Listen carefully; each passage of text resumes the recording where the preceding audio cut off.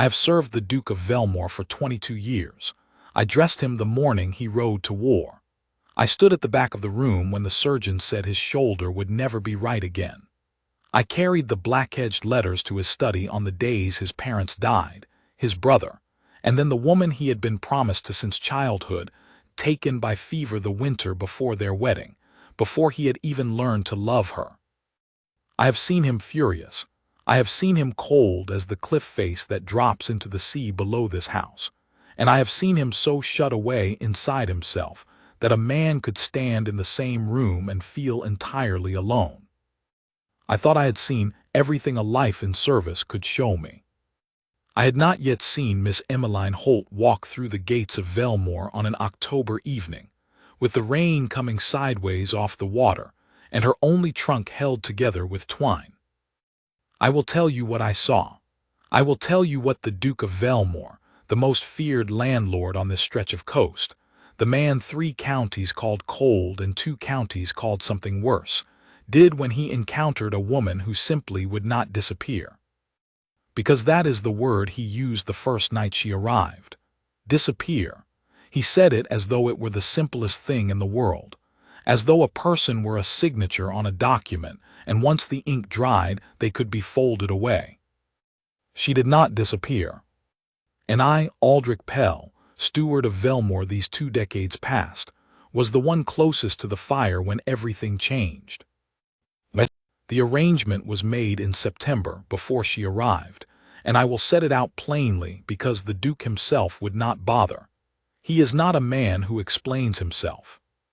Her father was Mr. Tobias Holt of Holt Grange, a respectable property some 40 miles inland. It had been respectable, at any rate, until Mr. Holt's fondness for investments of the reckless variety and card games of the prolonged variety had ground its respectability to dust. By the summer of that year, Holt Grange carried debts that could not be serviced and a mortgage that could not be met, and the creditors had begun to circle in the particular way that means a family has perhaps 6 months before the floors are bare and the name is finished. Mr. Holt had 2 daughters. The elder, a Miss Cecily, had been quietly married to a clergyman in Shropshire 2 years prior, and was therefore removed from the mathematics of the situation. The younger was Emmeline, who was 24, unmarried, and whose prospects had narrowed with the family's finances to something very close to nothing. I do not know every detail of how the negotiation was arranged. I know that it came through a solicitor named Barrow, who had done work for Velmoor in the past, and who evidently knew enough of Mr. Holt's circumstances to make a proposal. The proposal was this: the Duke of Velmoor required a legitimate heir. He had no intention of marrying for love or society or any of the usual reasons. He required the matter settled in a practical fashion, and he was prepared to settle Mr. Holt's debts in full and place a sum in trust for the family's maintenance in exchange for a legal marriage to Miss Emmeline Holt, the production of an heir, and then, and this was the word in the document, I read it myself, the lady's quiet withdrawal from Velmoor to a property the Duke would maintain for her elsewhere. Sign the paper and disappear. That was the substance of it. The Duke himself saw no cruelty in the arrangement. He told me so, in the flat voice he uses for business matters, the evening before she was to arrive. She gets security, he said, standing at the window that faces the sea, his bad shoulder turned to the room in the way it always was when something pained him. Her family keeps the house. She keeps her dignity. No one has to pretend this is something it isn't. I said nothing. I am good at saying nothing. Make sure her rooms are prepared, he said. The blue rooms on the east wing. And Pell, he paused, still looking at the water, make sure the staff understands this is a private arrangement. No gossip. No commentary. I assured him the staff would be discreet. What I did not tell him was that I had already heard, through Barrow, a small detail about Miss Emmeline Holt that the Duke either had not registered or had not thought relevant. When Barrow's clerk had gone to Holt Grange to collect the signed documents, he had found the young lady in the kitchen garden, sleeves to her elbows, pulling up the last of the autumn vegetables herself, because 3 of the 4 servants had already left for want of wages. She had wiped her hands on her apron, read every word of the contract without rushing, asked 2 precise legal questions the clerk could not answer, and then signed her name in a clear, unhurried hand. She had not wept, she had not argued. She had simply said, "Tell the Duke I will arrive on Thursday, and I will require a horse that can manage the cliff paths." A horse that could manage the cliff paths. I confess I looked forward to Thursday.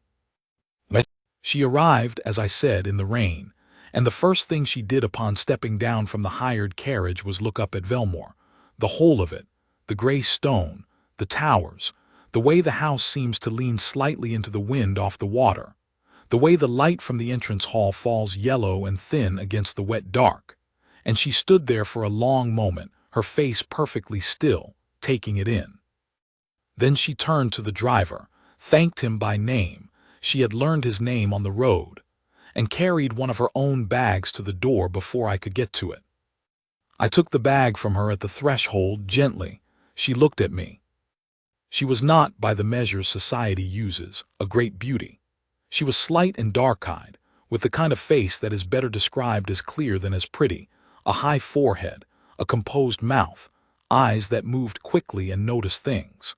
She was dressed plainly, a dark gray traveling gown that was well made but had been well worn, and her hair had come somewhat undone from the journey and the rain, and she had apparently decided this was not worth worrying about. "You must be Mr. Pell," she said. "The solicitor mentioned you." "I am, miss. Welcome to Velmoor." "Thank you." She looked past me into the hall, at the vaulted ceiling and the stone floors and the 2 footmen standing at attention near the stair. "It's very large." "It is, miss." "Good," she said, in a tone I could not quite read. "I prefer room to move." She followed me inside, and I showed her to the blue rooms, and she thanked the housemaid who brought the warming pan and the girl who laid the fire, and she asked each of their names and repeated them back once to fix them in her mind. This, I noticed, because the Duke does not do it, and none of the grand visitors who come to Velmoor in the shooting season do it either. The Duke received her that evening in the library, as he had said he would. I was present, standing to one side. I am often a piece of furniture in these meetings, and have learned to be a comfortable one. The Duke was behind his desk. He stood when she entered because, whatever else he is, he was raised to stand when a woman enters a room, and old training is the last thing a man loses. He looked at her. She looked at him. He was, I should say, a difficult man to look at without flinching. He is large in the way that a cliff face is large, not merely tall but present, as though the air around him has less room than elsewhere. The shoulder that the surgeons repaired badly gives him a slightly uneven set, and he has learned to carry it as though it were an intentional severity rather than a wound. His face is angular and not especially warm, and his eyes are gray, and in the library at night with the fire throwing uneven light, they are even less warm than usual. Miss Holt did not flinch. "Miss Holt," he said. "Your Grace," she said. He gestured to the chair across from his desk. She sat, he sat. "I assume Barrow has explained the terms," he said. "He has," she said. "I have read the document in full. I have also had a brief correspondence with a solicitor of my own acquaintance, who confirmed the terms are as represented." A small pause. "You engaged your own solicitor?" "I did. I thought it prudent." He looked at her in a way that I recognized as reassessment. He had not, I think, expected prudence. He had perhaps expected tears, or gratitude, or a very small and frightened young woman who would do as she was told and stay out of his way. What he was getting was something else. "The arrangement is straightforward," he said after a moment. "You will have the east wing. You are welcome to the grounds. You will be presented in the nearest capacity necessary to make this legal and proper. Beyond that, I have no expectations of your time." "And the clause regarding my departure," she said. He held her gaze. When the time comes. I see. She folded her hands in her lap, and there was something so collected about the gesture, so entirely unbothered, that it seemed to shift the gravity of the room slightly. I have one question, Your Grace, which was not addressed in the document. He waited. The tenants on the North Cliff side, she said. I noticed them from the road. 3 of the cottages have roofs that will not hold the winter. I wondered if you intended to address that before the season turns. Dead silence. I kept my face entirely neutral. I had been keeping it neutral for 22 years, and I was very good at it. But I will say this was one of the greater efforts. The Duke said, very evenly, "The estate management is not part of our arrangement, Miss Holt." "No," she agreed pleasantly. "I was simply curious. Good evening, Your Grace." She stood, dipped a small and perfectly correct curtsy, and walked out. The Duke sat looking at the door she had closed behind her for quite some time. Then he said, without looking at me, "The North Cliff cottages. What is the current state of the roofing contracts?" I told him I would look into it first thing in the morning. She asked for the horse the next day, and I gave her the bay mare named Silly, who is sensible on the cliff paths, and she went out alone before breakfast and did not return for 2 hours. When she came back, her boots were muddy and her cheeks were red from the wind, and she was carrying a handful of late sea lavender, which she put in a glass on the windowsill of her sitting room, and which, I noticed, she replaced each time they wilted with whatever she found on the paths. She did not make demands. She did not require entertainment or company or a lady's maid beyond what the house already had. She ate her meals alone at first, as the Duke ate alone, as he had always eaten alone, without complaint about the hour or the arrangement. She read. She walked. She talked to the kitchen girls when she came through for her morning tea, and to old Mrs. Fenner who kept the linen room, and to the gardener Hobbs about what might still be coaxed from the kitchen garden before the frost. It was from Hobbs that she learned the names of the tenant families before she had been at Velmoor a week. She had simply asked him, while they stood in the kitchen garden turning over the last of the earth, who lived in each of the cottages and what they did, and how long they had been on the estate. Hobbs, who was not a talkative man, told me later that he had talked to her for 40 minutes without noticing it was happening. She had asked about the Marin family on the North Cliff side, and the Caldwells down the lane, and old Mr. Prescott, who had been on the estate since the Duke's father's time. She had asked whether any of them were poorly going into the winter, and whether provisions were sufficient, and what the arrangement was for firewood. Hobbs told her the firewood was short for the Marins, because Mr. Marin had been ill in September, and had not laid in enough stock. The following Monday, a cart of firewood appeared at the Marin cottage.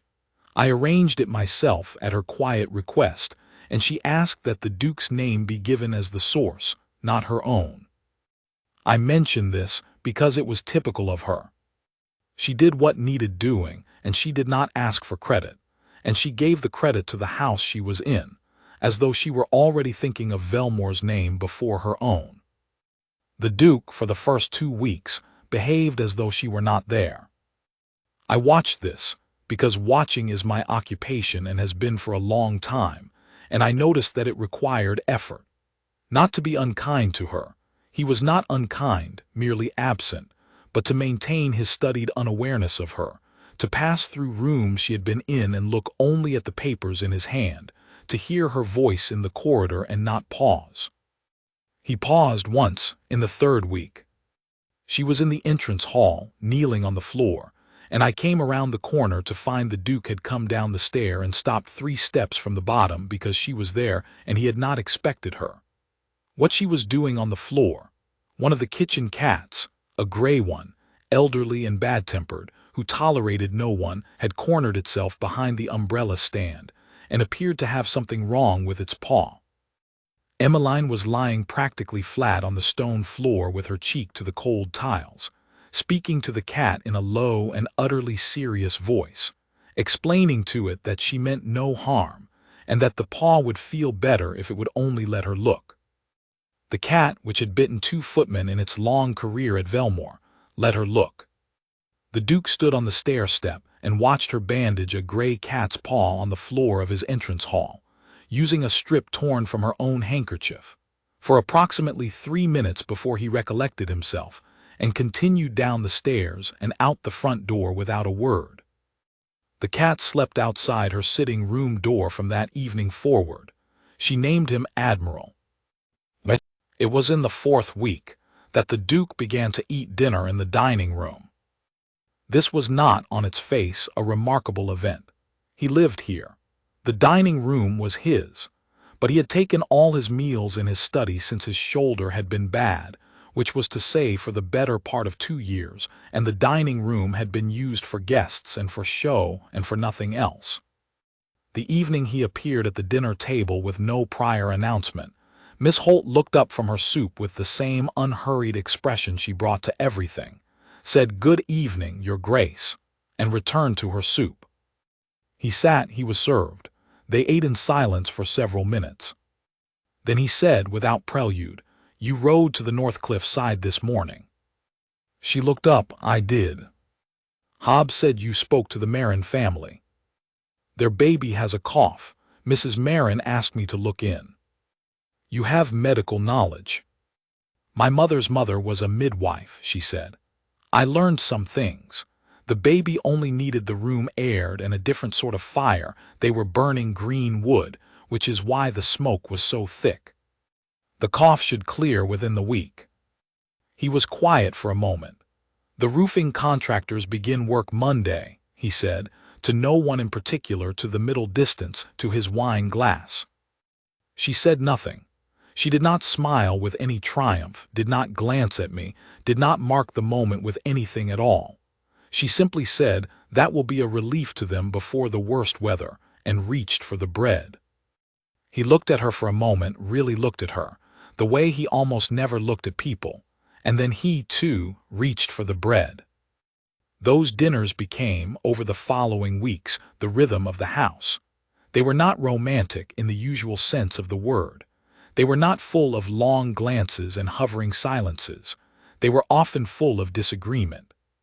She had opinions about the estate that she did not soften or delay on his behalf, and he had the same opinions about the same estate that he had always had and did not expect to revise, and so they disagreed, and she was not intimidated by his manner of disagreeing, which was flat and certain, and not used to being pushed back on.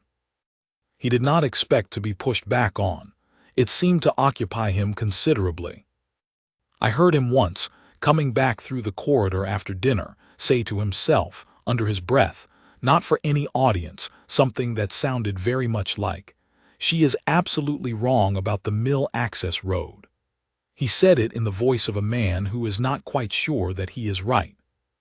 The next morning I found the estate survey for the mill road on his desk, with several passages marked.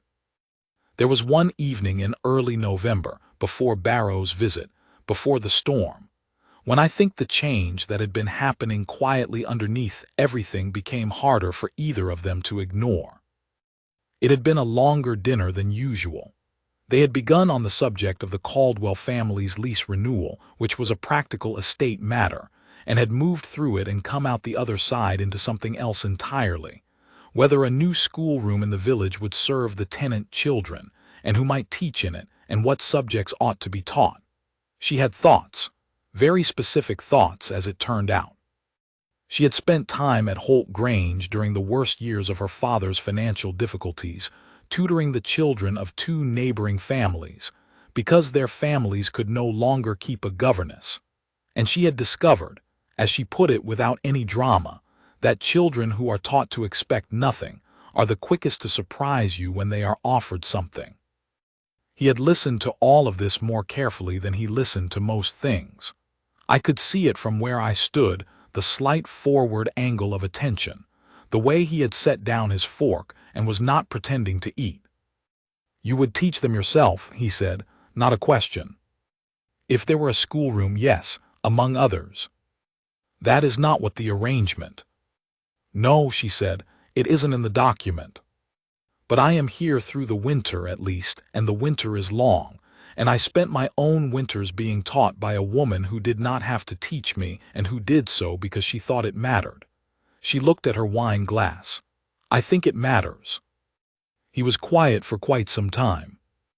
The old stable house on the East Lane, he said, eventually. It's been empty since we moved the horses to the new block. The structure is sound. It would need interior work. She looked up. If you are going to propose a schoolroom, he said, you might as well propose it in something that doesn't leak. There was a pause, and then she said simply, yes.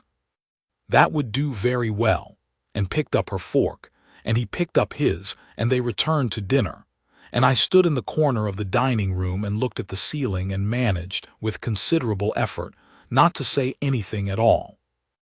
The stable house on the East Lane was inspected the following week.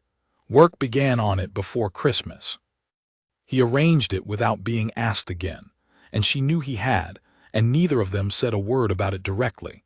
But the evening after the contractor's first visit, she brought the subject up at dinner and thanked him, plainly and without elaborating. And he said, it's a sensible use of the space. And that was all. But the particular quality of the silence between them afterward was warm in a way that had not been there in October. The thing that broke the surface, the real thing, happened because of the storm. It had been building for 3 days, the way the storms come off the Atlantic at Velmoor, not suddenly but in accumulation, the sky pressing lower each morning, the sea color changing from gray-green to the particular slate-brown that the old fishermen say means 3 days of it at least, the wind beginning to take things, loose shingles, flower pots, the edge of the kitchen garden fence, and deposit them somewhere unexpected. She had watched the weather changing. I know because she came to find me 2 days before the storm broke and asked about the state of the North Cliff cottages specifically, whether the Marin roof had been fully addressed by the contractors or only partially. I told her honestly that they had started at the far end of the row and were working inward, and the Marin cottage was the last in the line, and it had not yet been reached. She said, calmly, that given what she could see of the sky from the cliff path that morning, she thought we might want to find a temporary means of reinforcing it before the week was out. I relayed this to the Duke that same afternoon. He looked out the window at the sky I was describing, and then he said he would speak to the contractors about moving the Marin cottage to the head of the schedule. He did. By the following day, the contractors had inspected it and confirmed the weakness in the chimney stack, and they had planned to return on Thursday with materials. The storm came Wednesday night. The night it broke all at once, and I was in the steward's office going over the account books when I heard it. The kind of crack that is not thunder but something closer, structural, real, and then the shout from outside that makes a man's blood go cold no matter how many years in service he has managed. The Marin cottage. The North Cliff side, the oldest cottage, the one whose roof had not yet been reinforced. The contractors had not returned yet, 1 day too late, had taken the full force of the gust, and part of the chimney stack had come down, and part of the roof with it, and the family was inside. I was already in my coat when I reached the courtyard, and I nearly ran into the Duke, who was already crossing the yard at a pace that meant he had heard it too, and we were nearly at the gate when we saw, ahead of us on the cliff path in the dark, a lantern moving fast. She was already ahead of us. She had gone out into a gale in a storm cloak and stout boots with a lantern alone, and she was nearly at the Marin cottage before we caught her, and she did not stop when we reached her. She only called over her shoulder, "The baby." Mrs. Marin said the baby sleeps in the front room, and then she was at the door, pushing through the half-fallen frame into the ruined dark. I do not have the heart to draw out the account of that night. What matters? The chimney had come through the front room ceiling, and the baby's cradle was buried under plaster and lath and one long beam, and the baby was under the beam, and unhurt, held in her basket by some mercy. The basket had caught on the stone windowsill, and the beam had come down around it rather than on it, but we could not reach the basket for the beam, and the Duke went in over the rubble and got his hands under the beam and lifted it, with his bad shoulder. Lifted it and held it while Miss Holt reached in and took the baby out, and the sound he made when the weight of the beam came fully on his shoulder was not loud, but it was the kind of sound a man does not make unless something has torn or given way in him. And then I took the beam, and he let go, and Miss Holt passed the baby to Mrs. Marin, who was standing in the rain outside, and I helped the Duke back over the rubble and out of the door and into the storm. He was white around the mouth. He was holding his right arm against his chest with his left hand. Rain was running off his jaw, and he was looking at Miss Holt, who had come around to him with the lantern and was looking back at him. "Your shoulder," she said. "It's nothing." She set the lantern down on the low stone wall that borders the path, reached up with both hands, and felt his shoulder through the coat, not hesitantly, not asking permission, but with the same practical seriousness she had brought to the cat's paw, and he went very still. "Not separated," she said. "But the joint has taken strain. You need a sling and ice, and you need to let me look at it properly in the light." "Miss Holt." "Indoors," she said, and picked the lantern back up.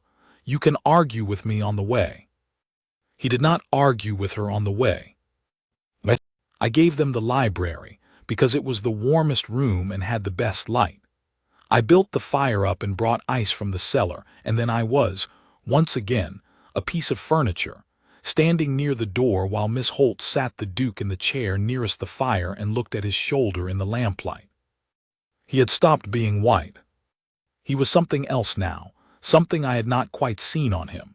He was watching her face as she worked, and she was absorbed in what she was doing, efficient and careful, and they were very close together, closer than they had been in any of their formal meetings across his library desk, and the fire was loud in the quiet room. "You have been compensating for this for some time," she said, not looking up from her hands. "The surgeon said it would settle." "Surgeons often say that. How long?" A pause. 2 years. "It won't settle on its own with use like tonight." She pressed a point gently, and he inhaled through his nose. "There. Does the pain go into the arm or stay in the joint?" "The arm." "Then the tendon, not the bone." "That's the better news." She sat back slightly, still close. "There are exercises, and you should not be lifting fallen ceiling beams." There was a child under it. She looked up at him then, directly, and he did not look away, and there was a moment between them that I did not feel I had the right to watch. It was not a dramatic moment, not the sort they write about in romantic novels. It was very quiet and very plain, and it had the weight of something true in it. "Yes," she said, "there was," and then quietly, "You did not hesitate." He said nothing. She dropped her gaze back to his shoulder, settled the makeshift sling, and stood. She was, I noticed, not entirely steady herself. The wind off the cliffs and the scramble over the rubble had cost her something, though she had not said so. "You should rest it," she said. "I'll leave you." "Miss Holt." She stopped. He was looking at the fire. "Your name," he said after a moment. "Emmeline, I have not said it." The silence lasted perhaps 2 seconds. "No," she said, "you haven't." She left. He sat looking at the fire for a long time. I quietly refilled his whiskey and effaced myself. The weeks after the storm were different. Not suddenly, not all at once. He did not transform into a different man overnight, and she did not alter her manner, which was still the same clear, unhurried self-possession it had always been. But the architecture of the house had shifted. They began to take dinner together every evening without comment or arrangement, as though they always had. He began to ride with her on the cliff paths on the mornings his shoulder permitted, and she adjusted the pace without being asked, and they talked about the tenants, about the estate, about the winter preparations, and gradually about other things. I began to hear her voice in his study during the evenings, which had been absolutely silent every evening for as long as I had been at Velmoor. She brought books. That was how it began. She had a question about the legal standing of one of the estate's older land grants, because she had been reading the estate history, which she had simply lifted from the library shelf and started reading, as one does, and she had come to a clause she could not fully follow and came to find him because he would know. He did know. He explained it. She asked a further question. He answered. She sat down. This is how it went, apparently, for some weeks. She sat down and he explained things, and she asked questions that were not soft or flattering but precise and sometimes awkward, and he answered them with a thoroughness I had not seen him bring to any conversation in a very long time. I heard him laugh once. It startled me so that I nearly dropped the decanter I was carrying through the hall. I had not heard the Duke of Velmoor laugh in perhaps 8 years. It was the story about the Admiral and the butter dish. She was telling it to him. The gray cat had staged an elaborate and partially successful raid on the kitchen, and had arrived at her sitting room door with an entire stick of butter clasped in both front paws and a look of absolute dignified satisfaction. And she told it with the particular deadpan she had that was somehow funnier than being funny about it. And the Duke's laugh was short and startled, as though it had gotten out before he could stop it, and she said without missing a beat, "He looked very proud." And he laughed again, and this time it lasted longer. I kept walking, but I kept that sound tucked away. It was the solicitor Barrow who brought the trouble, as solicitors sometimes do, in mid-November. He arrived with papers and a manner of well-dressed efficiency, and he took tea with the Duke in the library, and I showed him out afterward, and then went to see whether the Duke required anything. He was standing at the window again, the bad shoulder to the room again, in the way that meant something had settled badly. I waited. Barrow raised the question of the secondary document, he said. The secondary document was what I had privately called, since September, the disappearance clause. The formal instrument laying out the terms of Miss Holt's departure, once the arrangement's primary purpose had been fulfilled. He said it was practical to have it in order early, the Duke said, that the lady should be made aware, in good time, of the provision for her alternative establishment. Yes, Your Grace. He was quiet. Outside, the sea was the color of pewter and moving fast in the aftermath of another gale.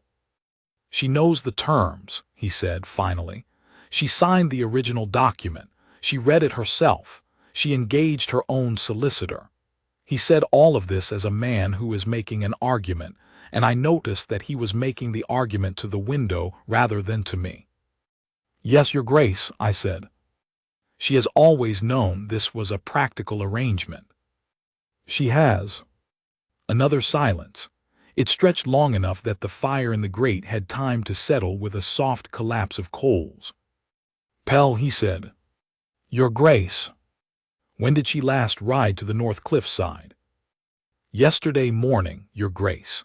She brought preserved plums to the Marin family and helped Mrs. Fenner with the Caldwell child who has the winter ear infection. He put his hand, the good one, against the window glass, as though feeling the cold through it.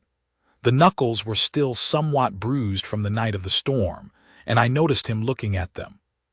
She belongs here, he said, very quietly, and I do not think he intended to say it aloud. I said nothing. I was very good at saying nothing.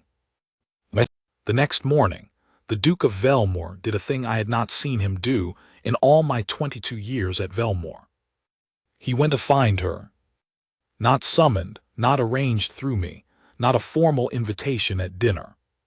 He simply went to find her, which meant walking through the east wing at 9:30 in the morning and knocking on the door of her sitting room.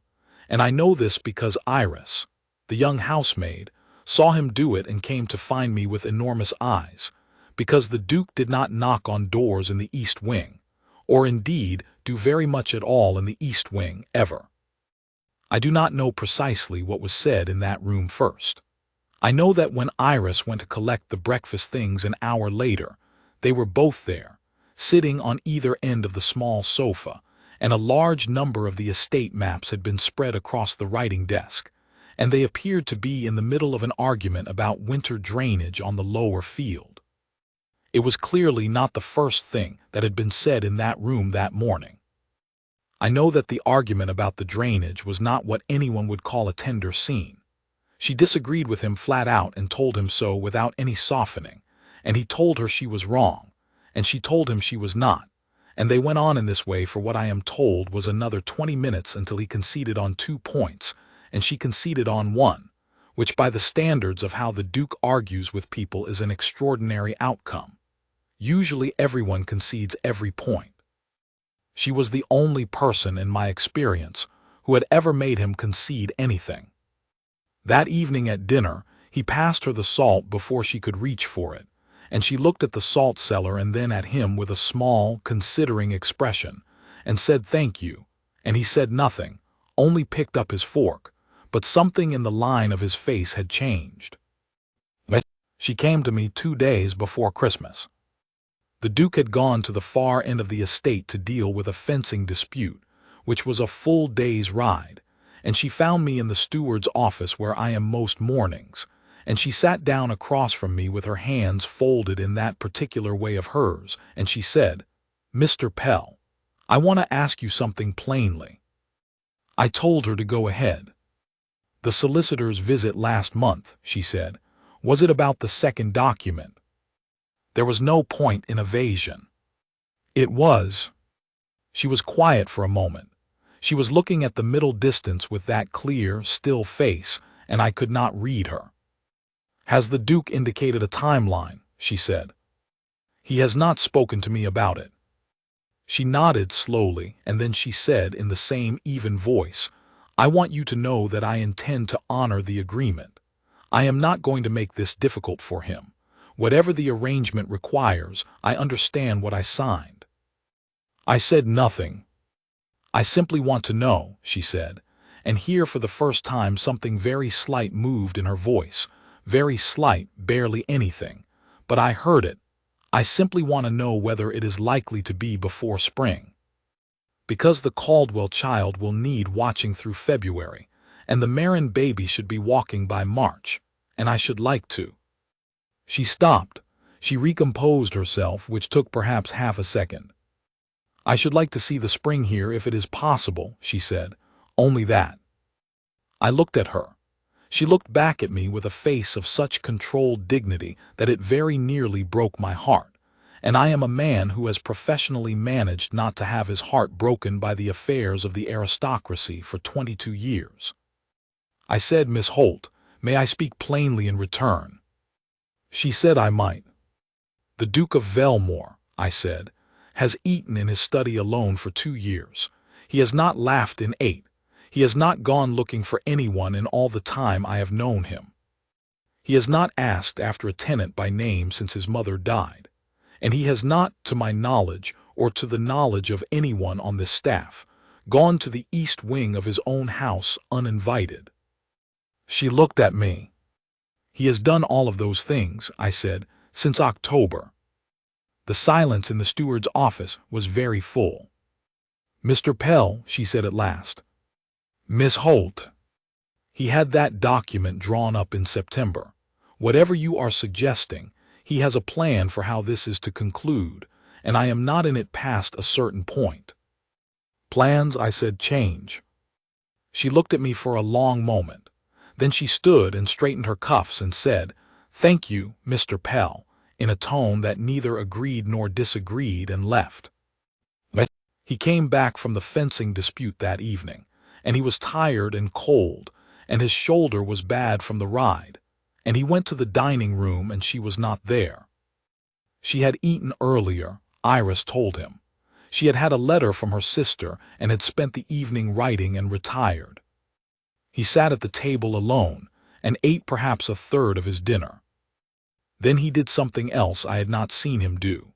He went to the library and he pulled out the document box that held the estate's contracts and arrangements, and he went through it until he found the secondary document, the disappearance clause, the instrument that set out the terms of her withdrawal from Velmoor to the other property, and he sat looking at it for a very long time. I know what he saw when he looked at it. The words sign the paper and disappear, which had seemed in September to be the plainest kind of sense. A practical measure. A kindness even by his accounting. She would be provided for, her family saved, no pretense required of anyone.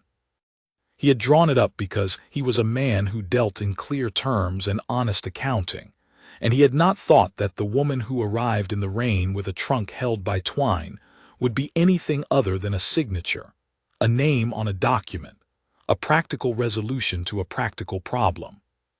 He could not have anticipated her. I do not think any document could have anticipated her. She had not stormed or pleaded or made herself inconvenient. She had simply been herself, entirely and without apology, and it had turned out that herself was exactly what Velmoor had needed for a long time, and no one had thought to name it. He had not been kind in September. He had been correct in his own reckoning, efficient and fair by the measures he used, and he had not seen that there is a difference between providing for a person and valuing one.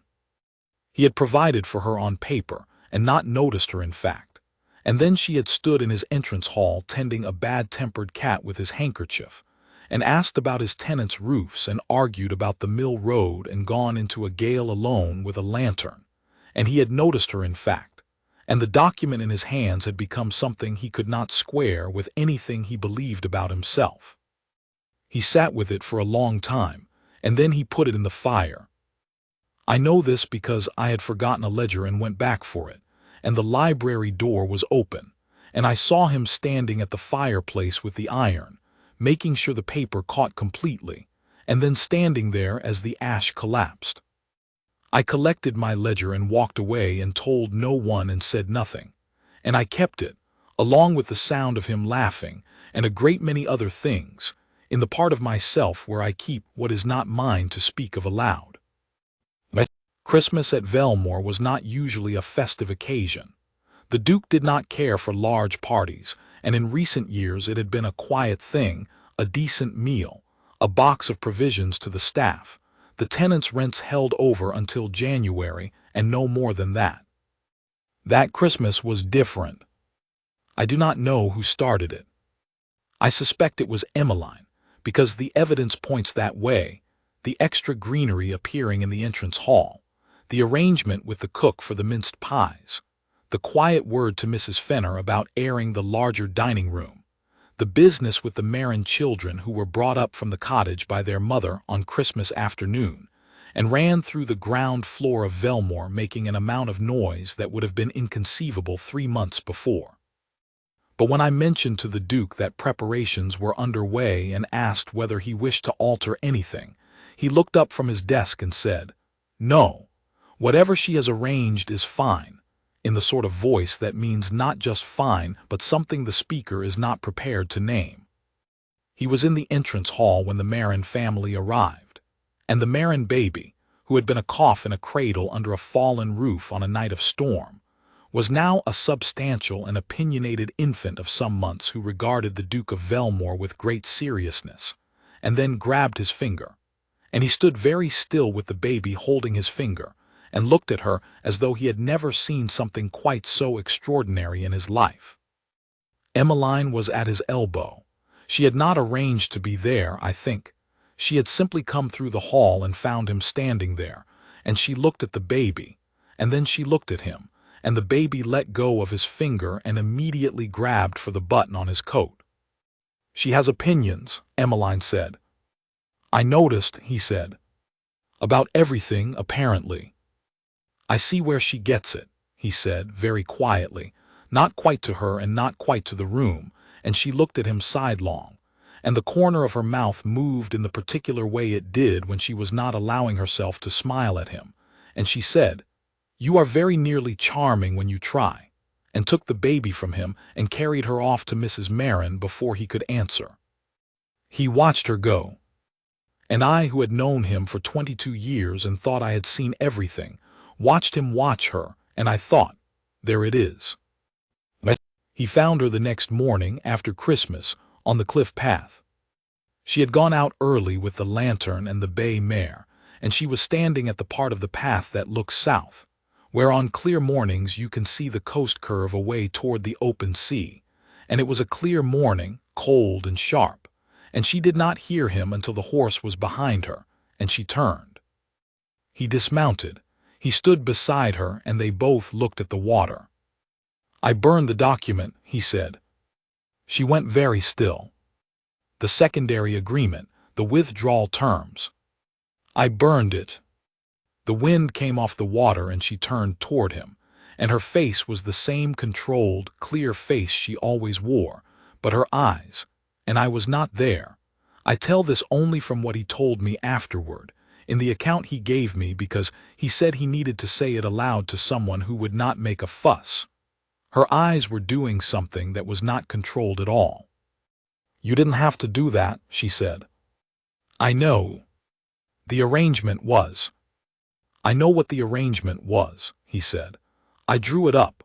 I wrote sign the paper and disappear, and I sent it to a man I had never met, and she signed it and came here. And she bandaged my cat and argued with me about drainage and went out alone in a gale for a family she had known 6 weeks. He stopped. "I know what the arrangement was. I am telling you what it is now." She was quiet. "You belong here," he said, and this time he said it to her face, not to a window. "You belong to this house and these paths and these people. You are the most—" He stopped again, the way he does when he reaches the edge of what language can do easily. "You are the most present person I have ever known in my life. Every room you have been in is different afterward, and every room you have not been in is wrong. The wind, the sea, the bare winter coast stretching south." "Your Grace," she said. "Emmeline," he said, and then, "I am asking, not arranging, not contracting, not I am asking whether you would consider staying. Whether you would consider being, not the woman in the East Wing on a document's terms, but," he exhaled roughly, "a man not practiced in this. Whether you would stay as my wife, my actual wife, not on any terms but mine, which are that I would very much like you to be here, for reasons that have nothing to do with heirs or arrangements, and a great deal to do with the fact that I cannot conceive of this house without you in it." She looked at him for a long moment. Then she said, "You are aware that I will continue to disagree with you about the lower field drainage." A pause. "I am counting on it," he said. And she said, "Then yes, Your Grace, I will stay." He said, "Callum." She said, "I'm sorry. My name. You may call me," and then he stopped, because for a moment he could not quite manage anything, and he looked away at the sea, and she looked at his profile, and then she said his name, just once, quietly, and the sound of it in the wind off the water was the thing that undid him. He looked back at her. He took her hand. She did not pull it back. They stood on the cliff path in the winter light for a long time, looking at the sea and saying nothing, and they did not need to say anything. He told me about it that evening, as I said. He came to the steward's office at an hour when he would not ordinarily come to the steward's office, and he sat down without being invited, which he had never done in 22 years, and he said, "I have spoken to Miss Holt." And then he sat there for a long moment as though he was not entirely sure what came next. "I waited. I am very good at waiting." "She has agreed to stay," he said. "I am very glad to hear it, Your Grace." He was looking at his hands on the desk. The bruised knuckles from the night of the storm had faded to yellow and were nearly gone. He turned his hands over once, looking at them, and then looked up. "Pell," he said. "Your Grace." "In September," he said, and then stopped. He started again. "The arrangement I drew up in September. I want you to know that he stopped again. He was not a man who found this easy, and he was not going to pretend otherwise. "I did not see her," he said finally. "In September, when I drew it up, I thought I was being efficient. I did not see her." I said carefully, "No, Your Grace." "I see her now," he said. He said it very quietly, and with the particular gravity of a man saying something he has turned over a long time and is now putting down in the open air for the first time. And when he said it, I thought of all the things that seeing her had meant over the preceding weeks. The cottage firewood, and the cat's paw, and the storm lantern, and the stable house schoolroom, and the salt cellar passed without a word. And I thought that 22 years of service had not prepared me for watching a man of 40 who had been a closed house.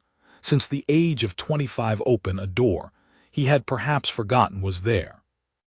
"Yes," I said, "Your Grace, you do." He nodded once. He stood.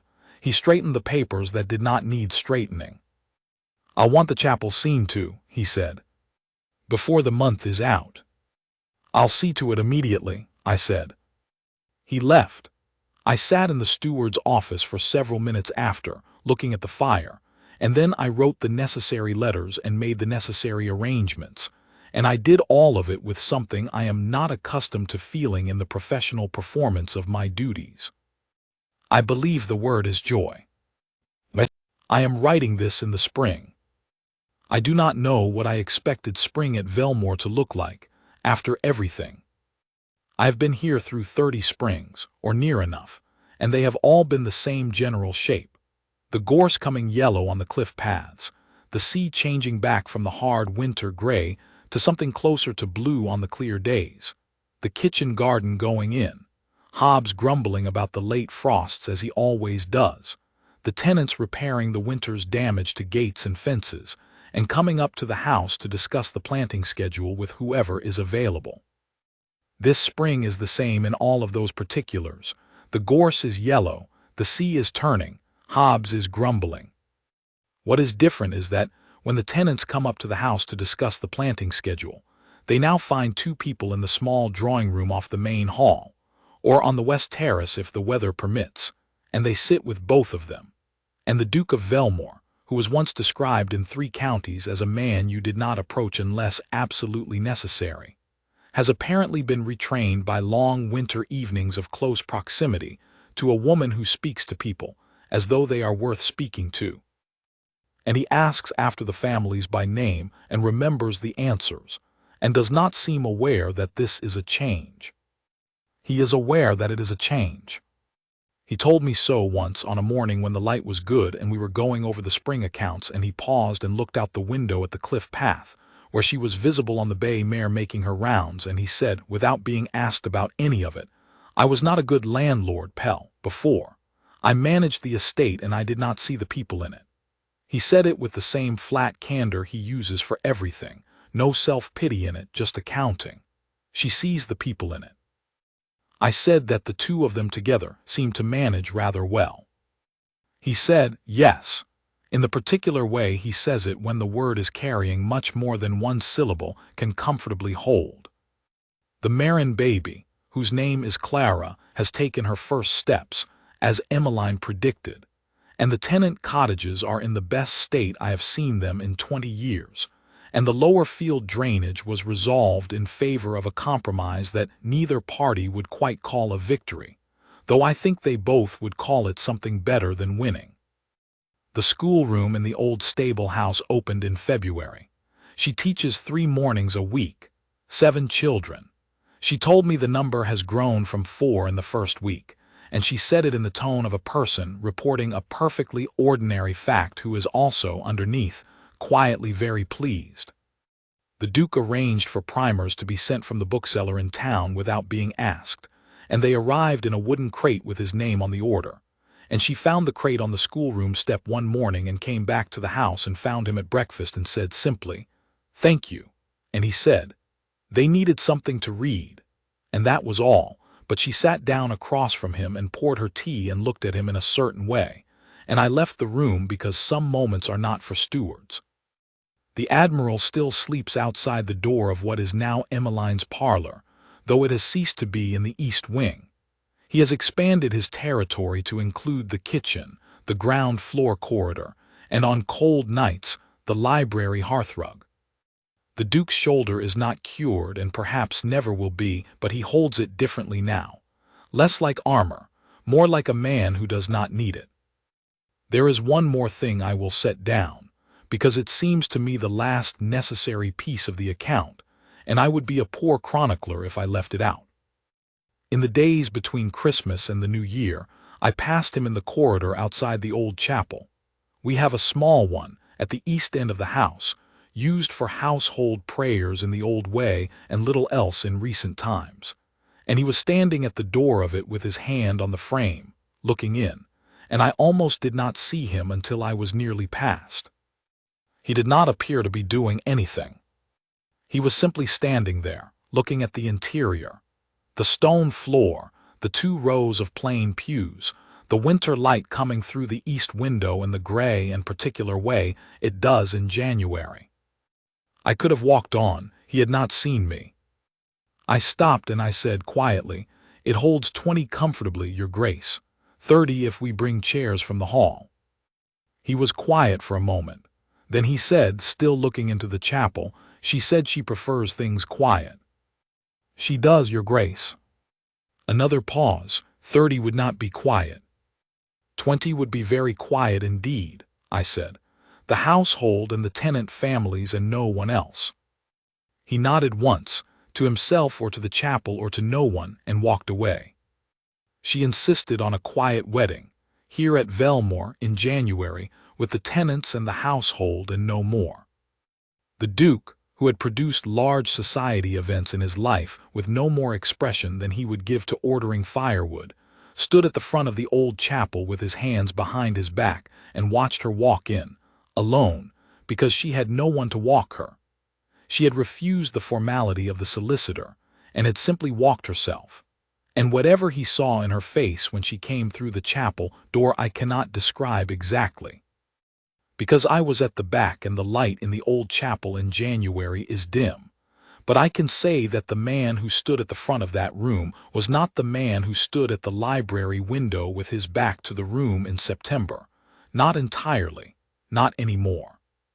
She said her vows without trembling, in the same clear, unhurried voice she uses for everything, and he said his.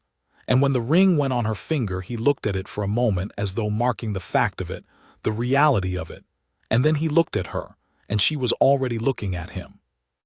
Someone in the household cried. I declined to say who. I have served the Duke of Velmoor for 22 years. I dressed him the morning he rode to war, and stood behind him on the days the letters came, and carried the account books through decades of quiet, and managed the estate through storms. I have seen every configuration of this household, and I thought I knew its shape. I did not know it could look like this. Like a man who has carried a closed house in his chest for 15 years, and a woman who arrived with a trunk held by twine and her mother's grandmother's knowledge of injuries, and the absolute unshakable confidence that the world would be somewhat better if she simply got on with it, and neither of them expecting what the other would turn out to be. She did not disappear. And Velmoor, which had been a very large and very gray and very excellent house, became for the first time in my long service here what it was always intended to be. A home,